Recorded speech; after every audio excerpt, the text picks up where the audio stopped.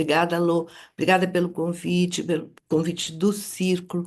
Para mim, realmente é um prazer e eu estou contente de estar voltando ao Sul. Faz um tempinho que eu não vou até aí, eu estou me sentindo indo até aí. Nas minhas lembranças, nossa, vocês foram falando, eu fui me lembrando de quando eu circulei por Ijuí, por alguns lugares no Novo Hamburgo, por lugares do Sul, Porto Alegre, e me vieram boas lembranças, né? Foram tempos muito bons. Então, agradeço muito essa oportunidade que vocês estão me dando também de voltar a falar com vocês.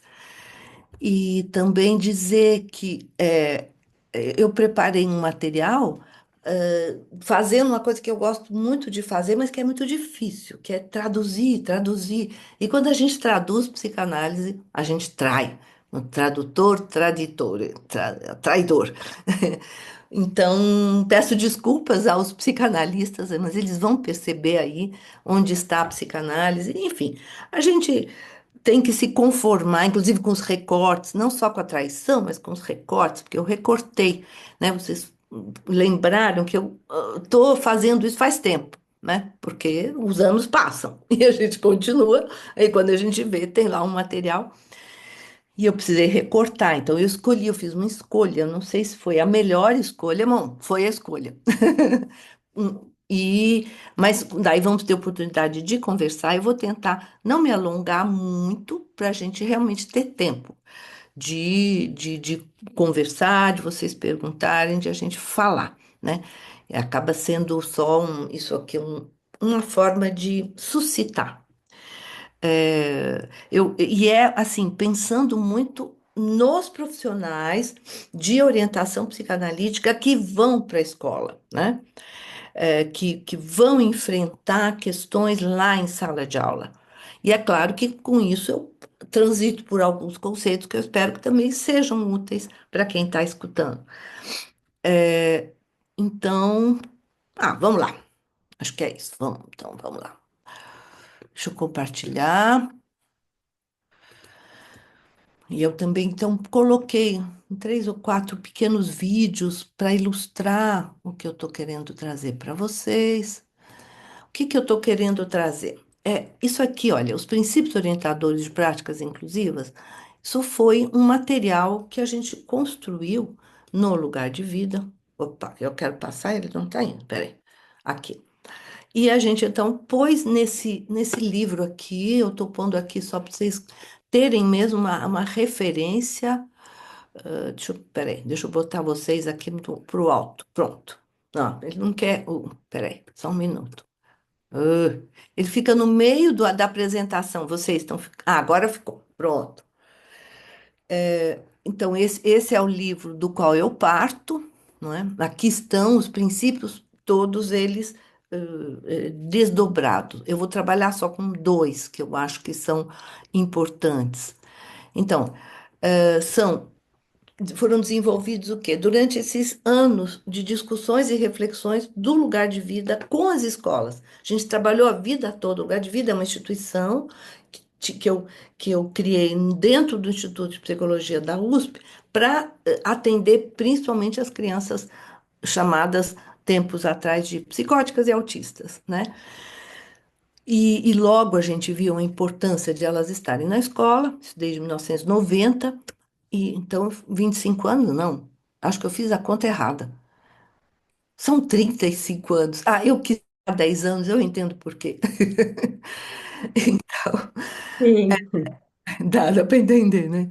Então, aí nós fomos pensando em o que significa levar a psicanálise para a educação, os problemas, a patrulha dos psicanalistas dizendo, não, vocês não podem fazer isso, psicanálise é só na clínica. Mas, bom, isso, graças a Deus, passou. Mas a gente teve que se haver com isso no início. E aí a gente sistematizou esses princípios. E eles passaram a servir de guia, então, para a gente ordenar nossas práticas, organizar, ordenar, organizar, melhor, dar direção, que é a uma metodologia. É melhor não falar em metodologia, vamos falar nos nossos dispositivos e estratégias de trabalho. Eu estou dizendo isso porque ontem eu estava numa banca de psicanálise e educação e uma das pessoas da banca falou: não fale, não se pode falar em método em psicanálise, apenas em dispositivos. Mas tá bom, vai, tá certo, tem razão. Mas, enfim, estratégias inclusivas na escola. Eu estou bem focalizando o trabalho de inclusão, né? Poderíamos falar de educação de um modo geral, mas é uma angústia, é uma questão o quanto as crianças em situação de inclusão, principalmente aquelas antigamente chamadas de psicóticas e autistas, vocês já vão ver como eu comecei a chamar, e então elas estão aumentando e elas estão nas escolas particulares e públicas, e então nós temos que nos haver com isso que, eh, des, que tira as escolas do lugar confortável em que estavam, né? Vamos ver. Então, justamente agora, para quem ou a quem se aplicam? Se aplicam a esses princípios orientadores. Os princípios aplicam-se a todos os alunos, todos. Então, tem vários que são realmente, vocês vão ver. Mas especialmente para quem? Para as crianças com. E agora nós estamos chamando essas crianças de crianças com entraves estruturais na constituição psíquica. E aí a gente abrevia para EE. Ou com. Essas são as atuais crianças com transtornos do espectro do autismo, ou as crianças com TEA, como se diz. Nós não queremos falar de TEA. Então, essa denominação, entraves estruturais na constituição psíquica, está sendo proposta em substituição à denominação TEA e designa principalmente as crianças, e aí a gente diz que podem evoluir para a psicose e o autismo. Reparem, né, que nós não estamos falando de autismo inato, né, como se diz em relação até ao TEA. Nós estamos querendo lembrar que dentro do grande espectro TEA há variações importantes. Não dá para dizer que são todos autistas, né? Isso é uma denominação que reduz, quando nós estamos querendo justamente pôr luz na diferença, inclusive dentro dos quadros de autismo. Não adianta dizer tipo um, tipo 2 ou ah, ah, leve. Ai, eu não lembro mais quais são. São várias denominações novas, mas sempre na ideia da gradação, e nós estamos querendo propor diferenças qualitativas dentro disso que são as crianças que têm entraves. Entraves no sentido de que elas se detêm ou não andam. Quer dizer, nós queremos pôr foco na constituição psíquica. Tá bem, pode haver questões genéticas? Mas nós queremos lembrar que o psiquismo se constrói. E essa construção pode enfrentar entraves, detenções, modificações, saídas por outras alternativas. Então, isso é para essas crianças que nós queremos que os princípios ajudem a colocá-la tanto na escola como no tratamento. Então, agora aqui começamos os princípios, acho que são 11. Eu vou só enunciar e vou tratar de dois. Se der tempo, mais tarde, se vocês quiserem perguntar sobre algum, aí a gente vê. A inclusão é para todos e para cada um, ou seja, é um trabalho a ser feito com cada criança. Toda criança que entra na escola precisa ser incluída, né? O sucesso da inclusão depende da adaptação da escola à criança e não apenas da adaptação da criança à escola. Quando eu retomo os princípios, eu sempre quero mudar alguma coisa. A palavra adaptação, ela vem do fato de que se pensava em adaptação. Mas é claro que nós não falamos mais em nem adaptação, nem integração, né? Nós falamos em inclusão. Então, Mas, enfim, a ideia era de que a criança tinha que entrar e aceitar os princípios da escola. E para muitas crianças isso simplesmente não é possível. Não é uma questão de, enfim, de obrigá-las, né? Então, portanto, a escola tem que pensar numa flexibilização dela. E esse princípio fala muito disso. E como se faz uma flexibilização? Bom, a inclusão de uma criança garante a inclusão de todas. É o outro lado do primeiro princípio.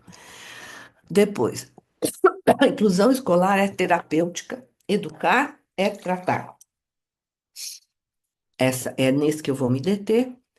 O convívio com outras crianças pode ser terapêutico, também vou me deter nesse, mas agora vamos só apresentar os outros. Hum. O trabalho de inclusão se faz no laço que se estabelece entre professor e aluno. Vocês veem aí, claro, a noção de transferência. O aluno é da escola e não apenas de um professor. O professor não tem que ficar sozinho com aquela criança terrível dentro da sala de aula, né? A escola toda participa, né? E tem que participar, desde o porteiro, a merendeira, ou, enfim, as pessoas encarregadas do lanche.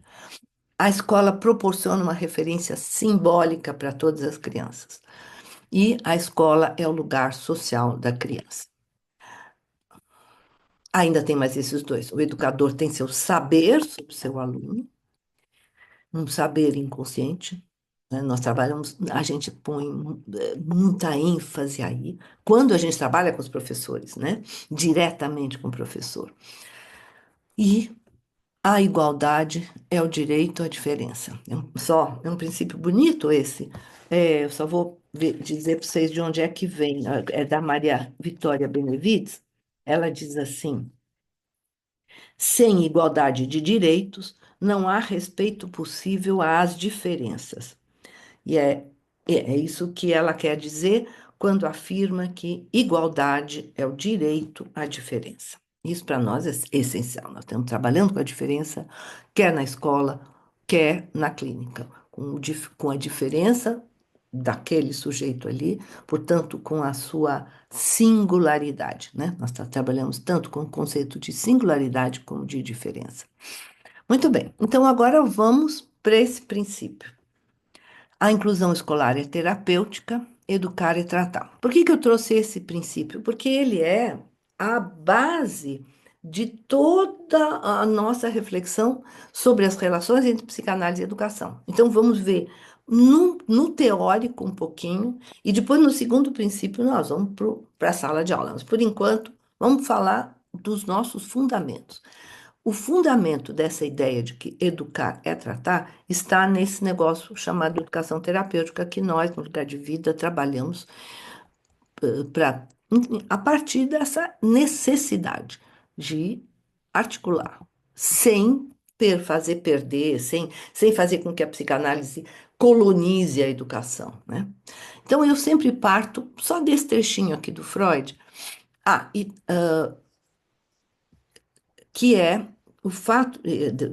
Eu vou pegar um trechinho do que ele falou, mas qual é a discussão? Ele se interessou nesse período por aquilo que ele chamava de profilaxia das neuroses. E ele estava, então, pensando no campo da prevenção, no sentido em que, e ele pensava, nesse tempo, se houvesse um esclarecimento sexual das crianças, se elas soubessem como nascem os bebês e tudo mais, elas não teriam as dificuldades, os sintomas que surgem na vida adulta, até na vida infantil mesmo, desde o início. E o problema é que depois disso ele terminou por negar. Ele dizia: não adianta esclarecer, não adianta educar, não adianta educar os pais, mas principalmente não adianta esclarecer as crianças. E por quê? Ele diz. Então, esse é um trechinho que está no Análise Terminável e Interminável, e eu acabei pondo todas as minhas referências lá no final. Então, isso aqui é uma referência, não consegui colocar aqui direitinho. Eu comecei a fazer e começou a desconfigurar, eu botei tudo para lá. Eu não faço mais esse tipo de referência com um número. Mas, bom, como eu vou deixar o PowerPoint com vocês, então, se alguém se interessar, ou vocês podem fotografar, né? Lá as referências, ou o que vocês quiserem. É, então, vocês podem, alguém se interesse por uma ou outra das referências, elas estão lá. Então, ele diz, o Freud, muito tempo depois de terem recebido o esclarecimento sexual, as crianças comportam-se como, ó, na tradução tá os índios, tá? Eu mudei. Eu fiz essa violência no texto freudiano. Tive que mudar, não dava para botar índios. Então, muito tempo depois de terem recebido o esclarecimento sexual, as crianças comportam-se como os indígenas, que receberam a influência do cristianismo, mas continuam adorando em segredo seus velhos ídolos. Quer dizer, aqui ele está dizendo, a- as crenças infantis, que são as teorias sexuais infantis, prosseguem. Então, no plano do conhecimento, da informação, assim como os indígenas, ah, sim, Deus é único e tudo mais, porém, na fantasia, no fundo dos seus quintais, no inconsciente, elas continuam dando valor às próprias crenças, ou o seu desejo, ou o que for, que é da ordem do inconsciente. Então, não adianta a gente querer interferir no inconsciente por meio do conhecimento, da educação. Então, psicanálise e educação são coisas diversas. Plano do conhecimento, plano do saber, saber inconsciente. Então, como fazer para respeitar isso que o Freud dizia e, ao mesmo tempo, propor uma forma de usar as coisas que nós sabemos em benefício do trabalho na escola?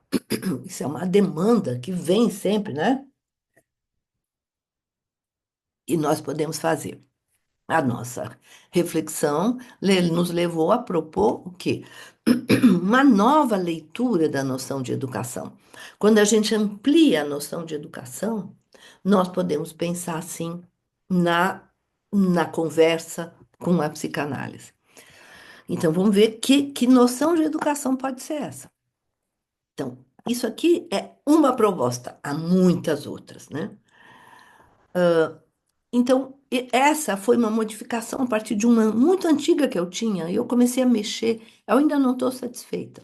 Eu quero ainda não falar em aplicação de marketing, mas enfim, a ideia é essa. Primeira coisa, educar é fundar um sujeito. E é isso aqui, eu vou me deter um pouquinho, porque senão fica vago. O que, que é isso de fundar um sujeito? Criar, constituir uma subjetividade. Isso é a constituição do aparelho psíquico, a constituição do sujeito psíquico. Então, educar, quando eu educo uma criança, eu estou fundando um sujeito. Eu posso estar pedindo para a criança isso, pais e escola, ainda estamos num geralzão, educação. Posso pedir para uma criança escovar os dentes, isso é educativo, mas tudo que eu estou fazendo em termos de educação implica, desde o início, uma outra fundação, um outro trabalho feito embaixo, mas ao mesmo tempo, né? Não é embaixo, mas é junto, mas não visível, não dito, que é a fundação de um sujeito. E como o educador faz isso, ele aplica, entre aspas, ele apõe, ele eu não consegui achar outra palavra melhor, mas aplica marcas de linguagem sobre o corpo da criança, e aí, a partir disso, o que é que se constrói? Constrói-se junto com ela, porque o educador está implicado, ele e a criança e ele, construindo junto com ela os laços das crianças com os outros, de modo a permitir-lhe uma circulação desejante pelo campo da palavra. Então, isso é o que um educador faz. Não precisa, não é necessário que ele saiba exatamente o que está fazendo, é isso que ele faz. E aí, para ilustrar isso, e não só ilustrar, para mostrar para vocês o que é essa fundação do sujeito, eu trouxe um pequeno vídeo que a gente usa muito quando fala de autismo, porque a gente diz que Isto não está acontecendo com uma criança autista. É o que nós chamamos de prazer compartilhado. É pelo prazer. O prazer compartilhado é um grande dispositivo, um grande instrumento de construção e de fundação desse sujeito. Então, vocês vão ver, é uma brincadeirinha boba, anódina. Vocês devem conhecer bastante isso, porque isso vem dos trabalhos da Lasnik. Lasnik fala disto. Só que nós traduzimos o que ela chama de falha do terceiro tempo do circuito pulsional, tá, esqueci qual é a grande noção teórica dela, e a gente traduz isso e chama isso de prazer compartilhado. Por meio desse prazer compartilhado, está se fundando um sujeito, né?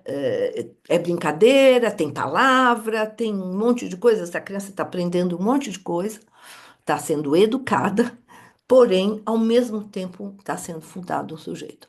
Então, rapidamente, A barriga, vovó morde? a mãe está dizendo: morde a barriga, vovô. Aí ele já está dando o pé, aí o avô brinca, tira a meia dele. Brincadeira anódina, boa, anódina, boba, não é anódina, justamente não é. Produz marcas, marcas de linguagem no corpo. Isso é linguagem, né? Vovó morde, filho. Ih, Tem a sua palavras, meia. e aí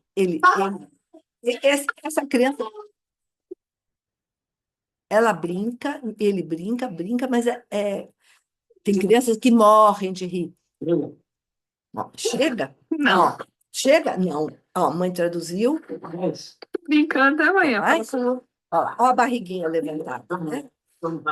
Provocando a vovó.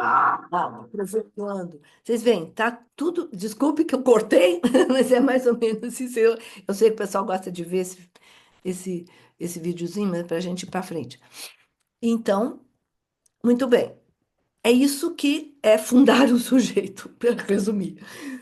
Porém, nas crianças com entraves estruturais, a fundação do sujeito não se deu, ou então enfrentou obstáculos estruturais, levando-as a buscar outras formas de laço. Isso para dizer que o autismo não é necessariamente um déficit, é um outro modo de constituir-se, de estar no mundo, porém é um modo que traz sofrimento, porque justamente tem um laço, mas é um laço comprometido, é um laço fechado, é um laço duro, né? É um laço que não, que não permite que ele circule de forma desejante pelo mundo da linguagem, pelo mundo da palavra.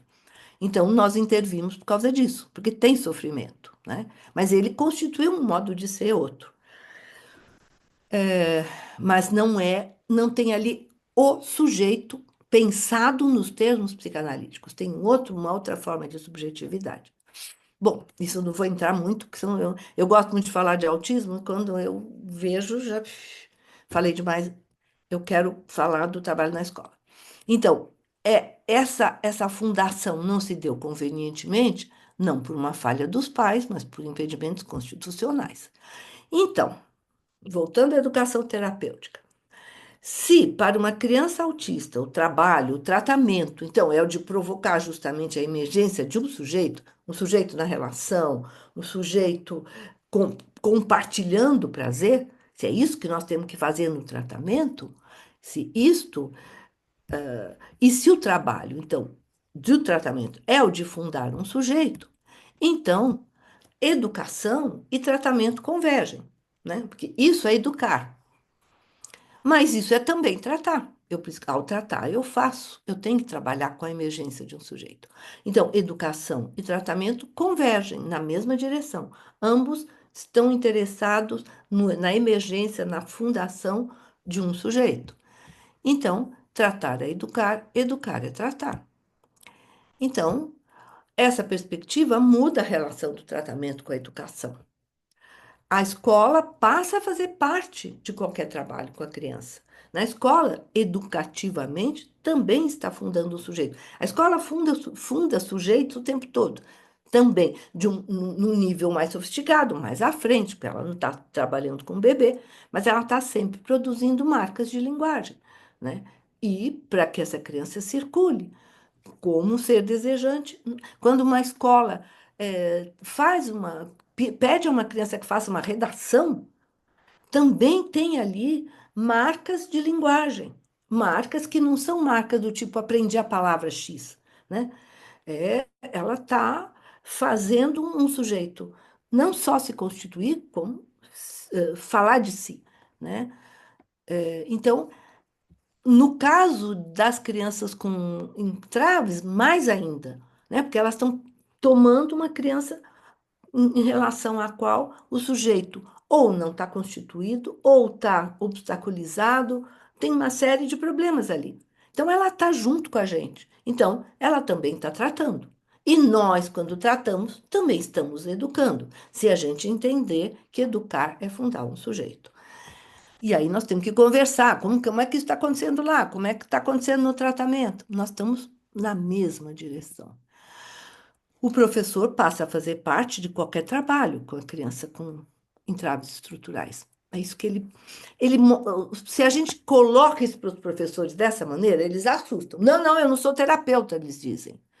Mas eu digo, não, basta educar, basta levar adiante o seu mandato social, que é educar, não é informar. Porque diz, ela não aprende a ler e escrever.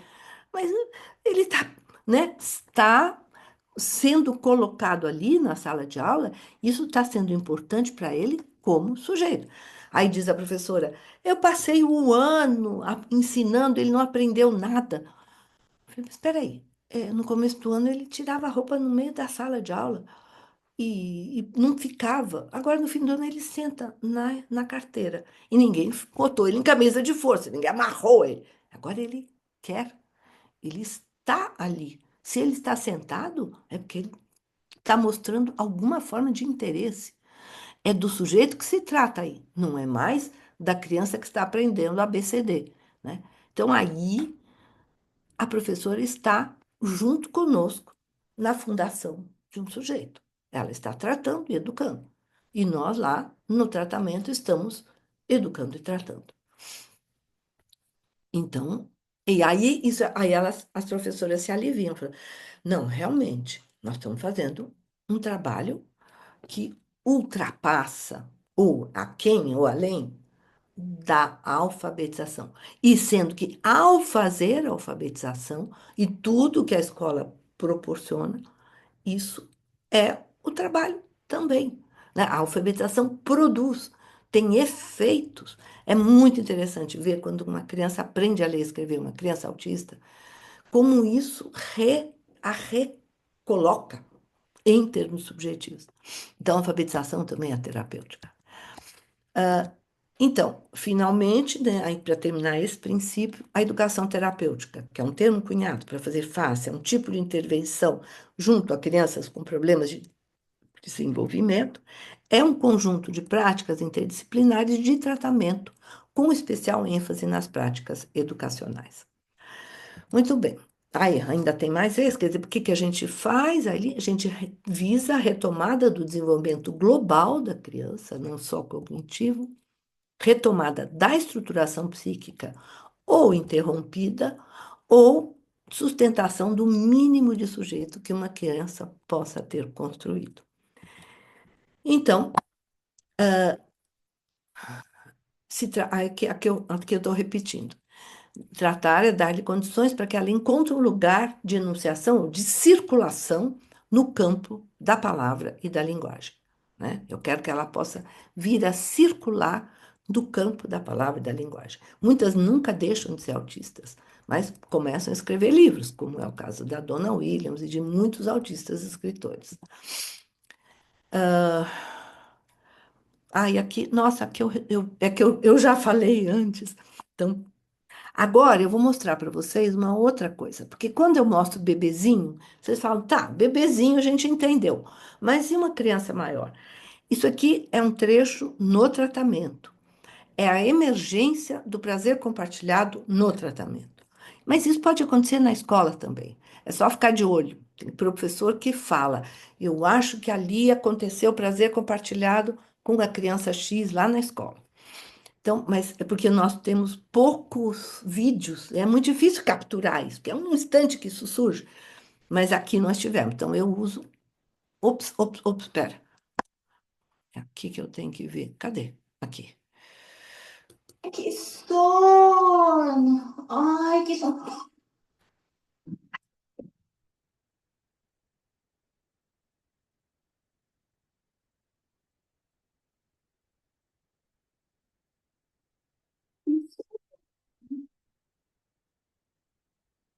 Sono!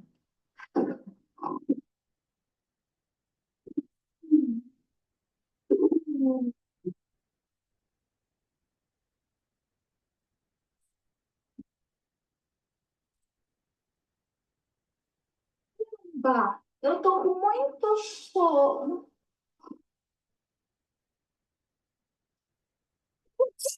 Você me acordou? De novo? Tá bom, vai. Pronto. Aí continua outra coisa. A Cris Queijo, que é lá do Lugar de Vida, é uma menininha, a Isadora, que é um caso muito interessante, bonita lá. um- Ela andou muito, né? Uma criança hoje autista, mas que está alfabetizada, está na escola. E isso foi um momento, quer dizer, era um jogo, eu não lembro mais o que estava acontecendo, mas deu para recortar, para pegar bem esse momento em que ela busca, busca o quê? Produzir prazer no outro. Quer dizer, ela faz para a pessoa fazer um momento de luz e ela, ao ver o prazer do outro, sente prazer também, que é exatamente prazer compartilhado. Dessa perspectiva, então, a gente pode ressaltar o valor da escola como ferramenta terapêutica, e aí os conteúdos escolares serão terapêuticos também. E agora eu vou também mostrar um trechinho na escola. É o trecho, é um recorte de um documentário chamado Em um Mundo Interior, feito pela Mariana e Flávio Pamplona, está no Globoplay, e é com várias crianças autistas. Então eu uso, e aqui eu recortei, mas acabou ficando um pedaço, eu vou ter que fazer, eu vou dar uma corridinha para o fim. Eu vou primeiro mostrar um aspecto que vai aparecer no segundo princípio, que é um que uma criança faz pela outra, mas o que me interessa é o finalzinho. Então, vejam vocês. Esse é um menino muito difícil, se bate, se joga, e aí as crianças aprenderam a abraçá-lo, né?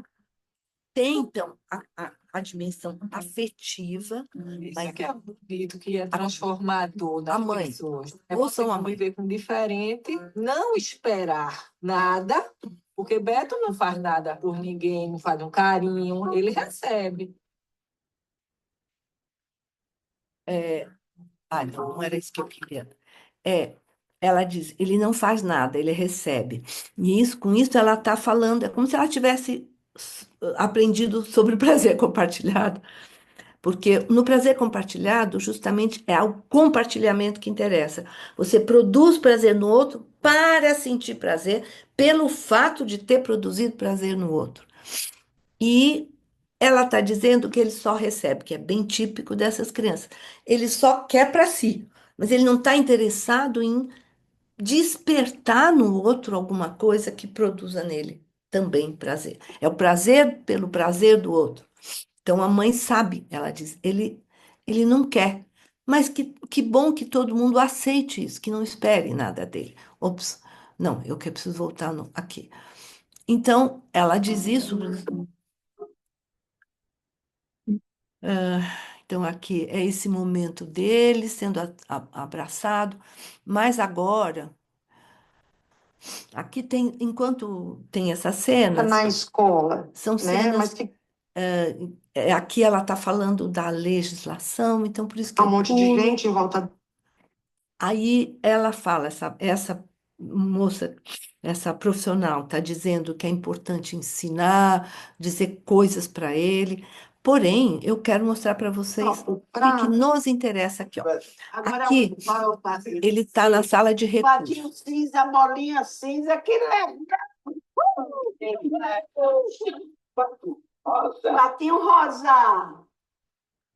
Aqui é a sala de recursos multifuncional. Eles têm a escola e vêm para cá para a gente apoiar mais especificamente em áreas mais que eles necessitem. Saber trabalhar o mouse, as cores, os tamanhos, para sentir firmeza nas mãos que ele não tem. Quando ele chegou foi difícil, a gente ficou assustado, ele também ficou muito assustado. Ele demorava pouco inicialmente, vinha, ficava louco para ir embora, mas aos poucos ele foi se acostumando e a gente também foi aprendendo a lidar com ele. Eu ainda estou aprendendo, sempre fico me questionando como seria para ensinar Beto. Eu digo, eu preciso abrir uma janelinha em Beto e entrar para resolver, para ver o crescimento pedagógico de Beto.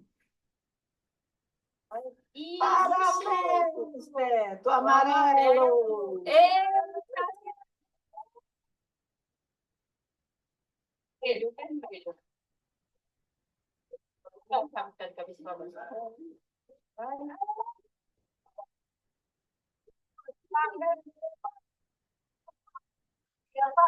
Agora, vejam o seguinte.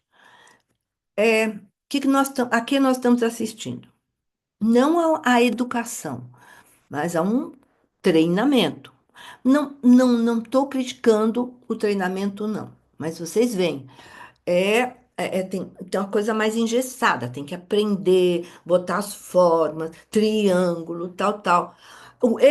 Vocês viram claramente que é condicionado, né?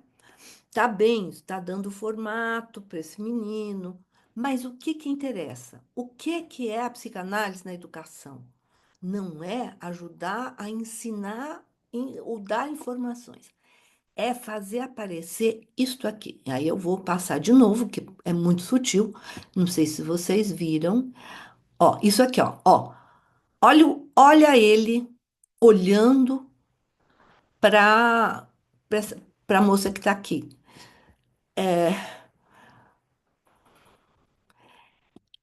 É o único momento do filme que esse menino olha. E a gente sabe como é difícil olhar. Então, e aqui é uma pequeníssima emergência de sujeito, interessado no outro, pouquinho, né? É muito diferente do, quando ele faz, ele também olha. Mas é um olhar que, daí, inclusive, para imediatamente. Não é interação, relação. Desculpe, eu tô com a garganta. Hum,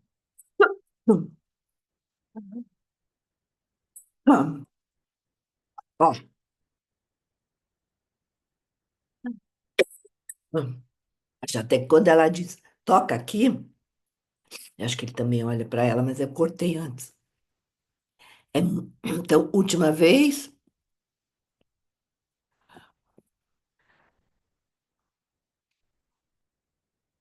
Ah, não quero ir para o começo, eu quero ir para lá.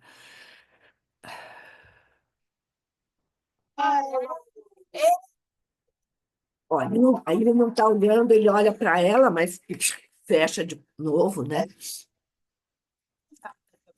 Eu acho até que o ajuda ele a olhar, mas não é olhar de verdade. Ó, agora ele olha mesmo. É um pouquinho de nada, mas só para ilustrar o que é que nós estamos perseguindo, né?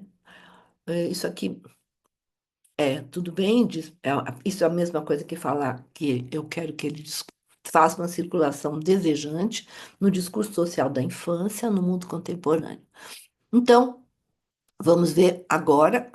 Eu vou tentar não me estender muito aqui, só para falar do segundo princípio, que é para a gente poder discutir.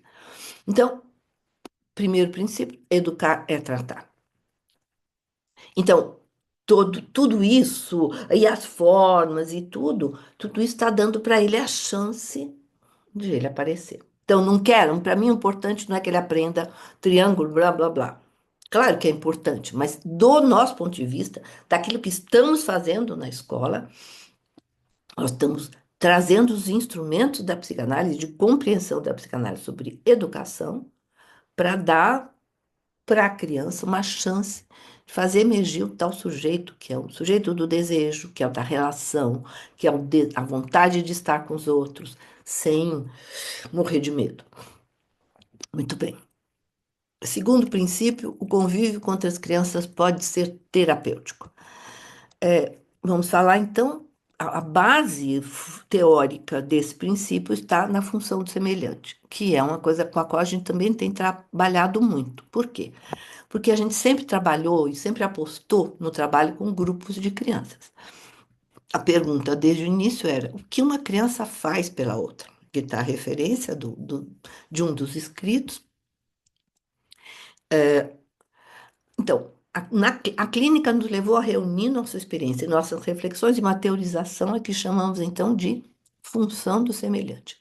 O que é a função do semelhante? Então, ao lado da função paterna e da função materna, a função do semelhante pode ter valor constitutivo, na linha do que eu estava falando, né? Da constituição psíquica, da constituição de um sujeito. Ora, a função do semelhante vem junto com a paterna e a materna. Lembrando que nós falávamos muito em paterno e materno, isso, claro, é a tradição freudiana, mas eu tenho ouvido muita gente dizendo para mim, mas como assim? Você tem que rever isso em função dos novos estudos sobre gênero e tudo mais. Então tá, função paterna é o nome de uma função. Não é preciso que ela seja exercida por um homem, por um pai, né? Vamos chamar então de função P e a função materna de função M. São duas funções que juntas e articuladas colaboram para a fundação de um sujeito. Vocês viram no meu vídeo que era um avô que estava ali e ele estava ali em posição materna, em posição M. Então, a função não coincide com a pessoa que a exerce. A função se apoia, né, nesse pequeno outro, que é o semelhante, o pai, a mãe, a pessoa, né? Ou um avô. Mas a gente inclui a função do semelhante aí. E por quê? Porque os semelhantes são uma fonte de identificações. Identificações também colaboram para essa constituição do sujeito. Nós vamos ver como. E assim participam da constituição psíquica do sujeito. Vamos ver no Freud. Eu sempre gosto de partir dele e aí a gente vai para frente. Ele já dizia isso. O laço entre crianças está na origem do sentimento coletivo. E aí, em Psicologia das Massas e Análise do Eu, o que ele diz? E aqui já está um pouco traduzido, não é assim, tem só um trechinho que é a citação. Quando a criança descobre que não há nada que ela possa fazer, para se livrar do irmão, qualquer outro par semelhante da mesma idade que surge na vida psíquica dessa criança, ela decide que, se não puder receber o amor exclusivo de seus pais, ninguém mais o terá. Vocês veem que é pela negativa, não é a ideia de uma solidariedade que faz os laços, é porque há rivalidade. Isso é muito psicanalítico, né? É a partir da rivalidade surgindo do quê? Da ideia de falta, da falta no outro, da falta que a criança descobre quando se dá conta de que não há mais aquela completude. Nunca houve. Então, na escola, a repercussão desse sentimento será visível. Isso Freud ainda dizendo. E aí ele diz, agora é textual: todos sabemos do modo ruidoso e implacável como essa reivindicação é apresentada na escola. Se nós mesmos não podemos ser os favoritos, pelo menos ninguém mais o será. E aí ele diz que a criança diz para a professora: professora, fulano está fazendo coisa errada. Ou seja, se eu não posso fazer coisa errada, ele também não pode. Se eu não tenho o amor de todos, ele também não terá, né? Se ele não tem o favoritismo, eu não tenho, então ele também não terá. E aí o que acontece a partir desse sentimento? Nasce uma identificação com a criança rival. Todos somos iguais aonde? Na falta. Todos não temos, né? E esse todos não temos é que produz essa cadeia, essa corrente, essa grupalização, o sentimento coletivo, né? E aí, então, dois aspectos nós vemos. Primeiro, da falta com que a criança mais velha precisa se confrontar, isso é constitutivo, né? Na hora que surge a falta, eu não tenho, o que que vem no desdobramento do estabelecimento da falta? O desejo. Já que eu não tenho, né? Eu desejo ter, eu começo a me movimentar. Então, quando eu começo a circular pelo campo da palavra e da linguagem, eu, eu circulo porque algo me falta. Eu preciso, então eu vou buscar. E isso é infindável. Eu obtenho, mas não era bem isso. Eu obtenho, mas não era bem isso. E não é uma obtenção, mas é um alcance relativo de alguma coisa que diz respeito ao meu desejo, que eu não sei bem o que é. Então, são duas coisas: o estabelecimento da falta e o surgimento das identificações. E aí as identificações são absolutamente fundamentais para pensar a função do semelhante, e aí a função do semelhante na escola. Por quê? Por meio das identificações, o que que vai acontecer? A identificação parece uma imitação, mas não é. É na identificação que surge a diferença. Parece paradoxal, mas é. Por meio das identificações, a criança poderá perceber a menor diferença entre ela e o outro, quando ela integra o traço do outro que ela não percebe em si. Então, quando ela integra, ela consegue perceber que ela não tinha aquilo que o outro tinha. E com isso se estabelecem pequenas diferenças. Quem eu sou, quem o outro é, eu sou o que o outro não é, o outro é quem eu não sou. Isso, claro, num plano que não é o da consciência, né? Mas sempre na perspectiva do que eu sou para o outro, o que o outro é para mim. E eu vou integrando, eu vou me apropriando de traços, né? Ainda falando da função semelhante, isso a gente já vê desde crianças muito pequenas, entre 6 meses e 2 anos. Elas já mostram, elas já olham para um outro bebê, como eu vi essa cena, uma criança no colo, a outra no colo da outra mãe. Essa criança aqui vai olhando para a outra e vai fazendo uma cara e começa a chorar. Por quê? Né? O que que acontece? A imagem de uma outra criança, já podendo ser vista como um outro e como rival, já produz sofrimento. Mas esse rival também é importante. Ele é essencial para definir uma imagem própria. E para a criança ter acesso, então, a um conhecimento de si. Um conhecimento, obviamente, parcial, estou falando de um saber inconsciente, né? Não ser um sujeito dividido, todos nós não sabemos quem, nós não temos o conhecimento de nós, né? Mas algum nível de acesso a isso eu terei por meio do semelhante e da sua rivalização. Então, ainda mais uma coisa super importante, por causa disso tudo. A fala ou a intervenção de outra criança opera efeitos que a fala de um adulto é incapaz de produzir, né? O adulto está numa posição assimétrica, enquanto que essa contemplação do outro no seu tamanho produz efeitos de identificação e de diferenciação. Agora vamos ver na escola e nos grupos terapêuticos. Porque nas crianças com EE, a função do semelhante não está muitas vezes instalada. Então a gente acompanha um esboço dessa função em algumas ocasiões. E a gente vê isso nos grupos terapêuticos ou na escola.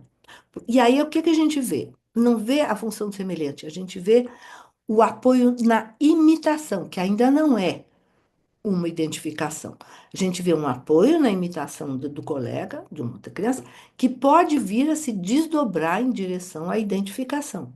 E aí, quando vem a identificação, surge o outro em sua função de estabelecimento da diferença. Aí agora eu vou contar um fragmentozinho que isso mostra, fica bem claro. Está num texto. Então, primeiro, vamos pensar que a A é Ana, uma menininha de 4 anos, que está numa posição bem autística, mas vocês veem, é criança com EE, criança em situação de inclusão, sem se preocupar com o diagnóstico, né? Mas a professora está tentando colocá-la na roda ou chamar para brincadeira e ela se esquiva, se esquiva. Uma criança que está com dificuldade de estar na escola, né? E aí, uma maçã, para melhorar o texto, porque ele não é tão bom. Vamos só botar assim, uma maçã do João. O João dividiu uma maçã com a Ana. Aí no lanche seguinte, a Ana já levou uma maçã, não? Então ela já quer alguma coisa parecida com o colega João. Aí na escola acontecia de cada vez que que o João ia no banheiro, a Ana saía da sala com o colega e o imitava, ela ia junto. E os mesmos movimentos no banheiro eram realizados, né? O João escalava a pia, a Ana escalava a pia. O João saltava, apertava duas vezes a descarga, ela ia, apertava duas vezes. Estamos no terreno da imitação. Mas após esse período, a Ana, ao ir ao banheiro um dia seguindo o colega, ela apontou para a placa que separava o banheiro feminino do masculino. E aí ela não entrou no mesmo banheiro, no mesmo movimento de imitação, e apontou para o colega como menino e para ela como menina, né? Ela fez esse movimento. Bom, uma diferenciação, não? A partir da imitação. E aí, antes além de falar pouco, ela se referia a ela como terceira pessoa. A partir daí, ela começou a usar os pronomes eu, meu. Então, o que que aconteceu aqui? A gente está vendo uma criança se desenvolver, iniciar brincadeiras e mudar sua posição na linguagem depois de um período de apoio imitativo. Então, não me interessa, claro que é muito bom que ela aprendeu o que é masculino, o que é feminino, mas isso mudou a posição dela na linguagem, no jeito de falar, né? Não é só que ela agora aprendeu, sou menina, ele é menino. Meu, eu. O eu surge a partir de uma diferenciação. Tem muita coisa acontecendo, mas a gente recorta isso. Dá para acompanhar nitidamente essa mudança de posição, né? Uma, uma mudança da posição de um sujeito que já estava ali, mas que precisava melhorar a circulação desejante na palavra e na linguagem. Então, a função do semelhante ainda não operava. Então a criança estava detida nesse momento da Constituição, então ela já não está tanto lá naquele bebezinho, mas está, 6 meses, 8 meses. No momento da Constituição é que a gente chama de pré-especular, né? A imitação é especular, né? Olha, eu estou dizendo e é pré-especular porque os autistas estão, quando eles estão na imitação, eles ainda não entraram perfeitamente no, no espelho como um dispositivo é, constitutivo do sujeito. Por isso a gente diz que é pré-especular, né? Quando as crianças entram no espelho mesmo, o espelho é altamente constitutivo, por tudo que a gente aprende, sabe sobre o estado do espelho. Então, está ali antes, é imitativo. Quando a função do semelhante começa a operar, a gente pode dizer que agora se trata de identificação e não mais imitação. A imitação funcionou como a passagem, tudo que eu já expliquei. É produtora de uma identificação a partir da diferenciação. Sou menina e ele é menino.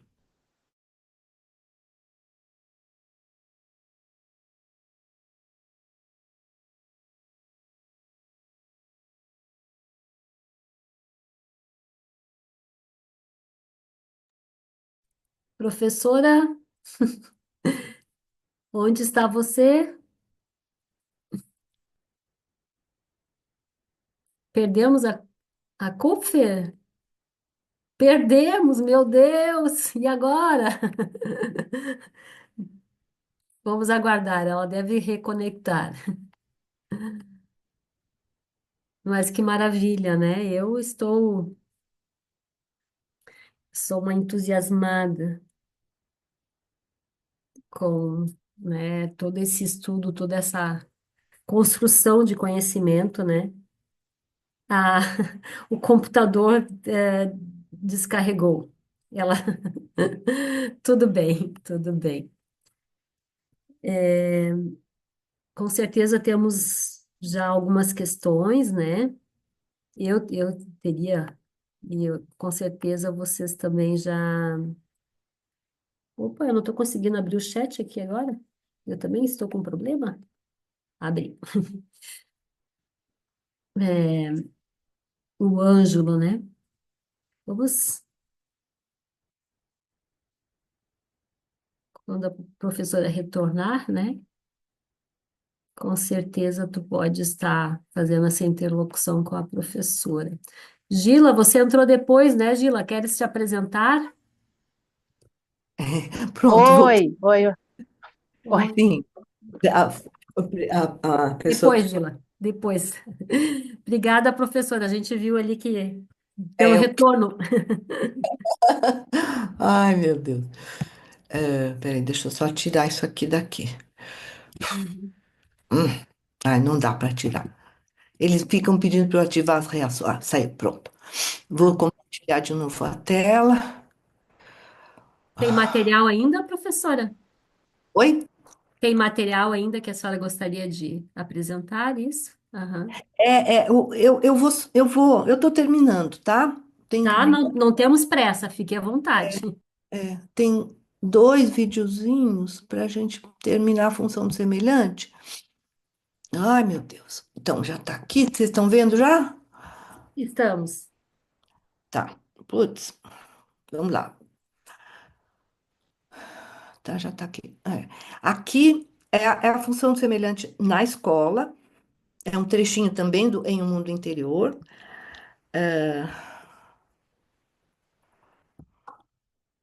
Ó, esse aqui eu não recortei bem, eu não sei por que que ficou desse jeito, mas agora vem é um menininho da escola, é um menininho aí do sul.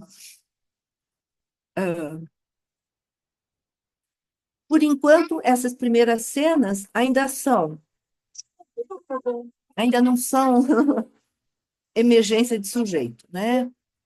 Você vê, ele faz muito assim, ele faz muitos movimentos Tempo do aprendidos. Igor aqui, ele falava muito baixo quando ele falava, ele tinha uma repetição de palavras, ele brincava de uma forma mais isolada, com números, letras, com rodas, coisas que giravam. A gente começou a tirar algumas coisas, tipo tirar letras, tirar números da sala dele, tirar carrinho para que ele não ficasse muito envolvido com as rodas. Ele tinha que buscar outras alternativas para os jogos, para as brincadeiras dele.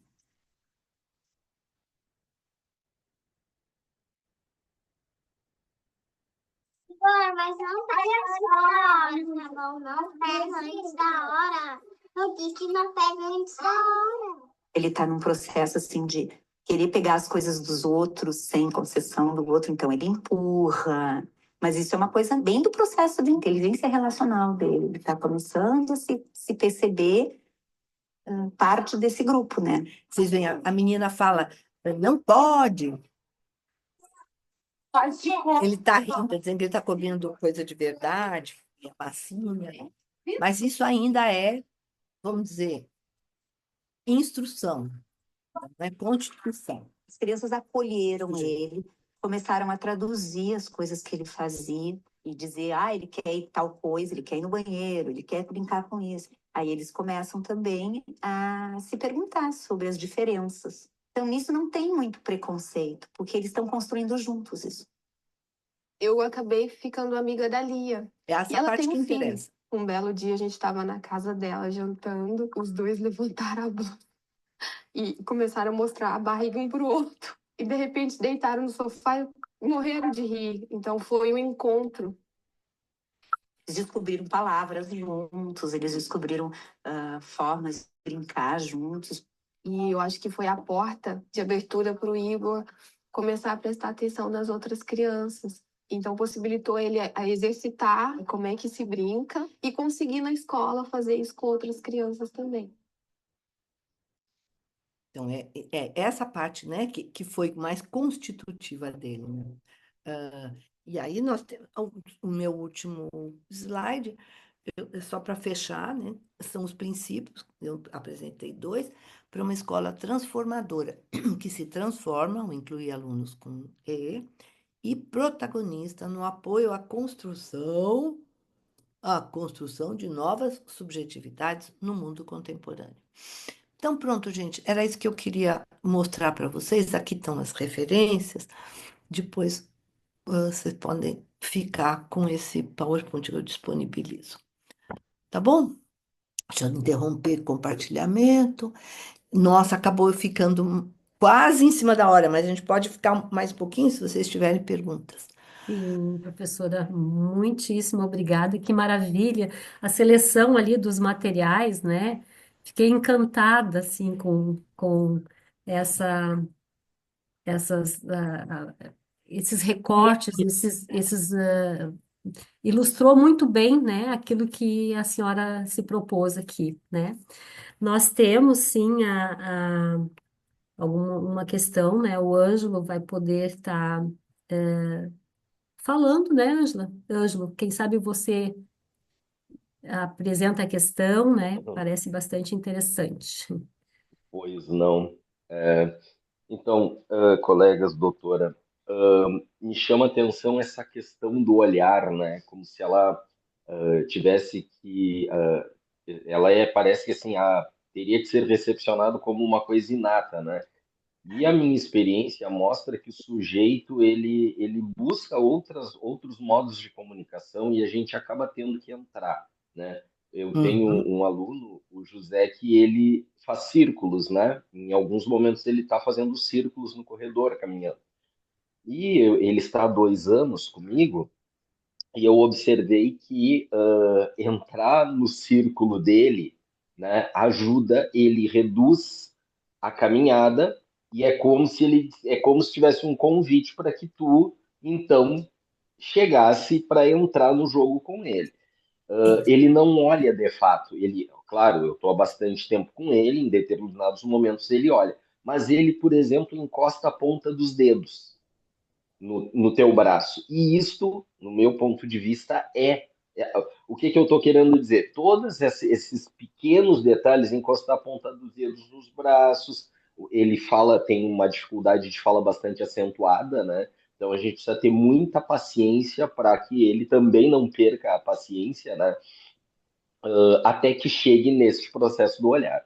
Até que ele então possa, em algum momento, bem como a senhora colocou aí no vídeo, possa esse sujeito fazer esse contato, né? Que é muito importante, mas ele é rápido, né? Nem sempre ele vai se estabelecer. Então é Isso. muito fácil da gente se perder, né? A gente não entender essa dinâmica e acabar a gente se perdendo, né? A atenção da gente daqui a pouco Hum. sai dali, né? Então, É. era só isso que eu Então, queria um nessa minha belo contribuição. exemplo de um outro princípio, que é o professor tem seu saber sobre o seu aluno. É um saber que vai se construindo, é uma leitura que vai sendo feita, muitas vezes também. O fato de você ter recortado, né? Tem a ver com uma apreciação bem objetiva, né? Ah, ele sempre faz isso. E quando o fato de entrar, tudo isso você não aprendeu na escola. Ninguém te deu essa técnica, né? Mas é um saber e são aproximações sucessivas. E acho que então, aí a partir desse saber, o olhar se concentrando nisso que é o surgimento do saber, do sujeito. Isso eu Do acho que é um sujeito. ótimo, um ótimo exemplo, um ótimo recorte que você trouxe. É isso mesmo. Muito bom. Obrigado, doutora. Uhum. Rosana, você está coordenando junto, vamos lá. Eu queria, nossa, parabenizar a Maria Cristina, que coisa maravilhosa de se ouvir, né, e de se pensar, assim, como tudo isso é tão importante e significativo, assim, eu chego a ficar meio sem palavras, assim, para poder compartilhar a minha emoção, mas eu fico com uma preocupação, assim, né, porque eu fico pensando nas queixas e como a gente recebe, seja na clínica, seja nos espaços em que a gente circula, diante da urgência que as coisas têm tido hoje em dia e desses diagnósticos meio kit Uhum. diagnóstico, né? Assim, avalia, vai, recebe o diagnóstico, já impinge uma medicação, e eu não tenho nada contra as medicações, eu só estou falando de um contemporâneo ao qual eu acho que todos nós estamos submetidos, assim, que nos impele quase que desesperadamente a dizer, bom, para um pouco, vamos pensar. E isso tudo que tu fosse falando, assim, responde, né? Responde. Mas a minha preocupação, assim, é como a gente chega, como que a gente consegue fazer, criar talvez o espaço para conectar isso, né? Com os educadores, com as escolas, conosco mesmo, muitas vezes, porque parece que essa urgência às vezes nos atropela de tal modo que, enfim, parece que esse contemporâneo fala de uma, entre aspas, verdade, né, que é apurada, que é de uma única questão que se coloca. Enfim, acho que vocês conseguem identificar, né, o que a mim me angustia, né, porque isso só me Vou te falar. acrescenta, mas, meu Deus, assim, como isso é Então, difícil. é assim, vou te falar. Não que eu tenho uma resposta, mas eu vou te contar da, do trabalho com as tais escolas protagonistas. Isso, então, a ideia é fazer resistência, realmente. Nós fazemos um trabalho político, e aí nós temos alguns instrumentos. O primeiro deles, justamente, a entrada nas escolas, né? Porque o que você falou que isso está no contemporâneo tem muito a ver com o discurso médico, medicalizante, diagnosticante, redutor. E ele está muito fortemente espalhado, porém, nas escolas, menos. As escolas também, claro, elas aceitam o diagnóstico, pedem, eu quero uma criança laudada, eu quero uma criança laudada. Ah, com laudo, tudo bem. Mas a escola é um terreno muito propício à resistência que as professoras não sabem bem. Nós temos que fazer bom proveito disso. Por que é um terreno propício à resistência? Porque é um contato diário, é um olho que vai no sujeito. Então tá, é autista, tá laudado. Mas quando a outra criança abraça o autista, é um lugar prenhe de produções humanas e humanizantes. A gente só precisa capitalizar isso. Agora estou sendo política. O que a gente faz? Há anos a gente vai nas escolas. Nossa, eu já fui muito escola, eu já fui muito maltratada, já levei, já bateram feio. Ou, enfim, muitos problemas, vários, enfim. Nós, no Lugar de Vida, começamos em 2017 um trabalho de reunir as escolas lá com a gente. E aí são as escolas. Então, vem um coordenador, vem orientador, vem um professor. Nós, no começo, reunimos 10 escolas. Então, cada edição, durante um ano, a gente reúne escolas. E a gente fala com as escolas sobre os princípios. Faz muita discussão de caso. Então, a gente faz discussão de caso e seminário mais teórico. Vai, mas muito na linha de levar a escola a se apropriar, a fazer seus próprios princípios, a criar o seu modelo de inclusão. E aí, nessa hora, nós estamos fazendo resistência. A gente até discute diagnóstico, laudo, medicalização, medicamento, mas nós estamos ajudando a escola a olhar e sistematizar o que já está lá, que elas já sabem. Então, é potencializar, capitalizar, não, capitalizar o potencial que já está lá. Então, é um trabalho de psiquiatria. Ou seja, nós temos que ir para as escolas, temos que estar nas. Eu descobri isso depois, claro. Né? Eu ia porque eu sabia que a escola era importante para o tratamento. Mas depois eu vi que é, é um caminho possível. Ah, tá. Obrigada, Sim. muito O que obrigada. você acha? Que- Professora, sobre esse saber inconsciente, né, dos professores, eu acho uma sacada, uma pegada assim muito legal quando o professor aí nessa interlocução, ele começa a perceber, porque a impressão que nós temos logo de saída, assim, quando nós vamos conversar com os professores, vamos Ah, nas escolas, vamos conversar, sim. né? Ah, Esse professor, ele desconhece esse saber, né? Ele isso, desconhece totalmente e por conta disso também ele se sente desamparado e em alguns casos realmente o professor está lá sozinho, né? Então eu penso assim que uma possibilidade de aliança aí é quando nós escutamos esses professores e de alguma forma, né, nós vamos eh, autorizando esse saber, né? Porque o isso. professor, ele tende a colocar o saber no médico, o saber no psicólogo, no psicanalista, e todo mundo, e como se ele, né, se desapropriando desse saber que ele tem, mas que não sabe que tem, né? Isso, exatamente, ó. Quando você começou a falar, eu lembrei que eu estava ontem, justamente na banca, um rapaz estava trabalhando isso. E aí ele é, tava aqui no meu computador o trecho da tese. Ó, vou ler para você rapidinho, é um parágrafo, ó, que ele falou de um jeito muito apropriado sobre esse saber não sabido. Entende-se a partir da psicanálise que nossa consciência não tem acesso à maior parte de nossas produções subjetivas. Assim, como o saber é uma produção própria da relação, muito daquilo que apreendemos a partir do encontro com o outro fica para nós e nossa professor-aluno não é diferente.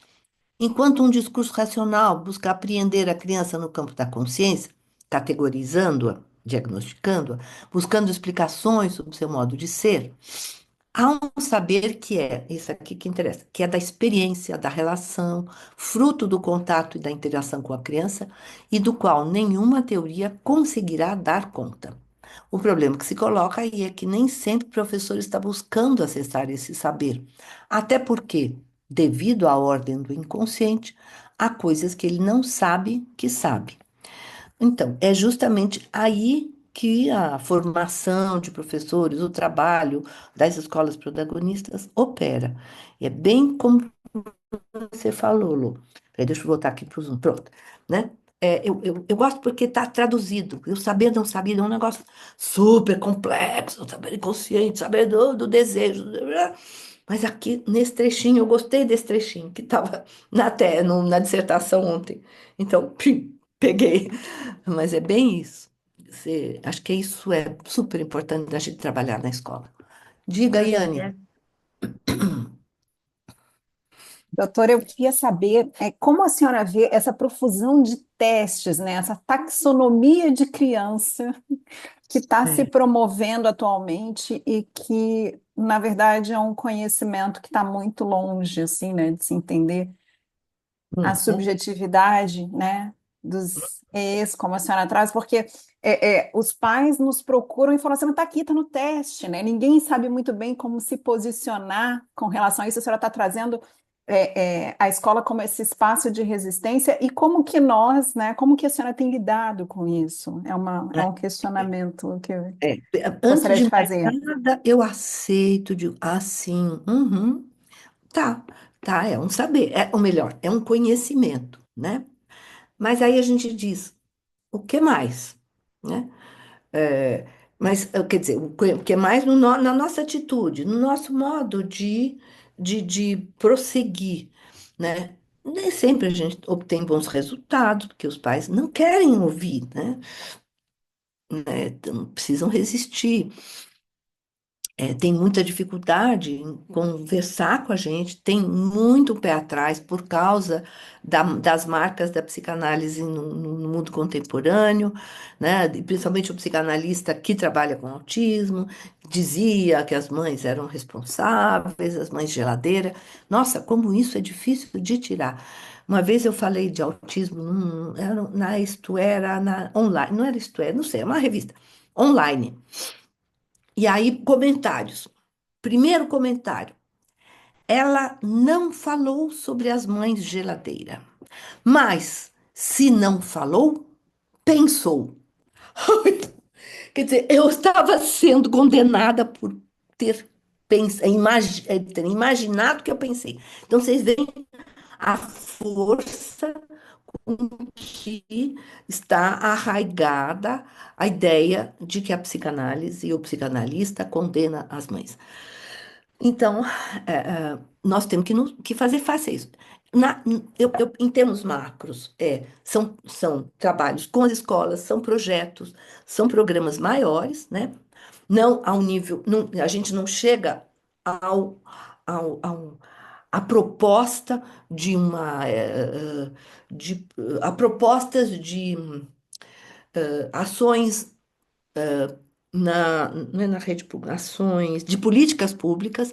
Nós não podemos propor políticas públicas. Como é que eu vou propor uma política pública para olhar o surgimento de um sujeito, para recortar aquele olharzinho? Eles me matam. Não, e não só isso, nós não temos métodos, nós temos a escuta, né? E, enfim, isso não dá para produzir política pública. Aí tem uma outra coisa também como resposta. Então, sim, é um trabalho difícil, é um trabalho de resistência, é um trabalho de fazer projetos maiores, mas não de políticas públicas. Porém, eu sempre trabalhei, eu sempre fui teimosa nisso. Então, eu tenho uma proposta que é meio termo. Você começou falando dos testes, né? Então, a gente trabalhou até com muita gente aí do Sul junto, em dois grandes projetos de criação de instrumentos de base psicanalítica, fazendo instrumentos que não são checklists, que não são rígidos, mas que são grandes referências de orientação de leitura, são instrumentos de leitura baseados na psicanálise, com um olhar no sujeito, que não precisa ser dito dessa maneira, mas é um recorte outro que eu complemento. Então vem o pai e diz: Ah, eu preciso de um teste de neuropsicologia para saber se meu filho é autista. Aí eu digo: Ó, eu tenho aqui, são dois, tem um para criança pequena, para despistar, mas principalmente para acompanhar a construção de subjetivação, né, de fundação do sujeito. E tem um outro que eu digo, é para crianças de 2 a 6 anos, que chama APEG, que é acompanhamento psicanalítico em escolas, grupos e instituições. Né? E aí, o APEG tem eixos de leitura. E aí, eu depois faço um relatório minucioso, né? É um instrumento, mas é de leitura daquela criança, né? É bem uma tentativa, enfim, é introduzir uma outra leitura. Aí eu falo para os pais: Ó, eu tenho esse aqui, serve? Claro que tendo transferência e tal, eles topam. Até para fazer isso agora. E a gente manda para a escola, discute com a escola. Mas então a gente propõe alternativas. Propõe uma alternativa. Sem jogar fora o neuropsicológico, né? A gente tá feito, ok. Vamos fazer isso também, né? E joga a luz nessa outra dimensão, né? Que a gente sabe, aí a gente aposta, demora mais, é mais minucioso, mas a gente aposta que tem mudança de posição. As crianças melhoram, se ressituam, né? É o melhor que cada um pode fazer. Enfim, então temos que continuar na resistência. Muito Professora, obrigada. colegas, assim, né? Confirmado, né? Confirmada a nossa expectativa de que seria um momento muito, né? De muito aprendizado, de muita alegria, assim, de ver, né? Testemunho, inclusive, da sua caminhada, né, professora? Então, assim, nosso agradecimento, né? E esperamos, quem sabe, contar outras vezes com a sua presença.